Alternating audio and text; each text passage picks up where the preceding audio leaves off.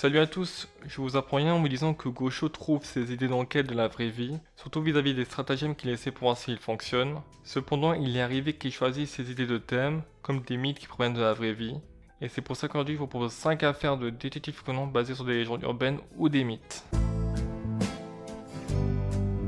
L'histoire originelle de Dracula n'est pas vraiment basée sur un vampire, mais sur un roi du nom de Vlad III, qui s'est fait vite appeler Vlad Tepes puis Vlad Dracul, car il empaillait ses victimes. Il était sanglant quoi. Mais dans cette affaire, c'est le Dracula de l'écrivain Bram Stoker dont on parle. D'ailleurs, il s'est totalement basé sur l'histoire de Vlad Tepes pour écrire son œuvre. Je pense que tout le monde connaît de près ou de loin l'histoire de Dracula, ce vampire qui ne vit que la nuit et se nourrit du sang de ses victimes. Le roman a fait un carton et plusieurs films sont sortis sur lui.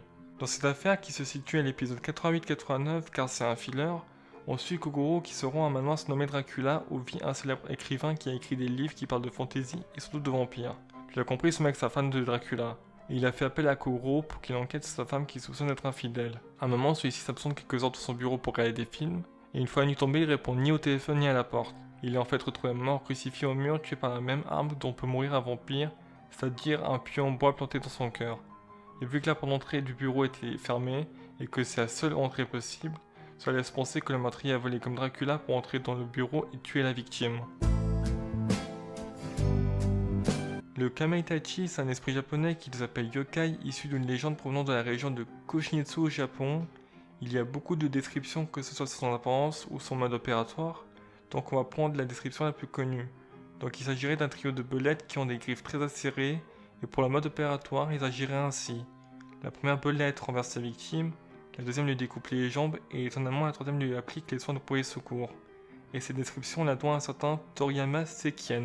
Pour l'affaire qui se déroule à l'épisode 808-809 tome 86, Eiji invite Kogoro, Ran et Konan dans une auberge, et c'est pas pour prendre des vacances. Eiji leur raconte qu'il y a une légende qui dirait qu'un Kamaitachi hanterait cette auberge, et comme preuve, il montre une photo qui est véridique, où un Kamaitachi caché par une ombre porte une faux et semble être en train de marcher sur l'eau des sources chaudes des hommes de l'auberge. Par la suite, plusieurs événements bizarres se passent et dont le groupe est témoin, comme des ampoules qui explosent sans raison, et l'affaire prend un tournant quand la personne qui possède l'auberge est retrouvée morte, avec une faux plantée dans son cœur. Le Tengu est un type de créature légendaire issue de la religion populaire japonaise et aussi considéré comme un yokai. Le Tengu est autant décrit avec des traits humains que animal. Avant il était surtout décrit comme une sorte de rapace avec un long bec, mais au fil du temps il a été humanisé et le long bec s'est transformé en long nez. Et c'est cette description qui est le plus présent dans l'imaginaire populaire. L'affaire se passe à l'épisode 839 et une fois de plus ce n'est pas coutume, Kogoro, Ran et Konan se retrouvent à nouveau dans une auberge en vacances. Ils décident d'aller visiter une grotte juste à côté. Juste avant d'entrer dans la grotte, ils remarquent depuis une télé qui sert à voir un temple dans la grotte qu'il y a une personne qui est justement pendue à ce temple. Et une fois arrivée devant le temple, la personne pendue est tombée et elle avait un masque de Tengu sur son visage. Il s'agit du maire du village. Il y a une rumeur qui dit qu'un Tengu vit dans cette grotte et on peut même l'entendre crier. La sirène possède plusieurs descriptions en fonction du folklore où elle est décrite, mais ici on parlera de la sirène qui provient de la mythologie grecque. Comme pour le vampire, je pense que tout le monde sait ce que c'est une sirène. Cette créature légendaire mi-poisson, mi-femme et qu'on représente comme étant de la tête jusqu'au tronc comme une femme et le bas comme un poisson. Beaucoup de films dessus ont été réalisés, Disney a fait un film sur cette légende, et il y a je ne sais pas combien de vidéos fake filmant des sirènes sur YouTube. Pour cette affaire qui se situe à l'épisode 222-224 tome 28, Eiji invite à nouveau Kogoro, Ran et Konan pour une affaire et tous se rendent sur une île qu'on surnomme l'île des sirènes car la légende circule que sur cette île, une dame aurait mangé de la chair de sirène et serait devenue immortelle grâce à ça.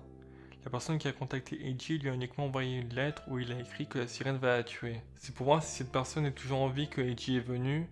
En la recherchant, ils tomberont sur des amis de la famille à elle, puis seront invités à une fête locale de cette île.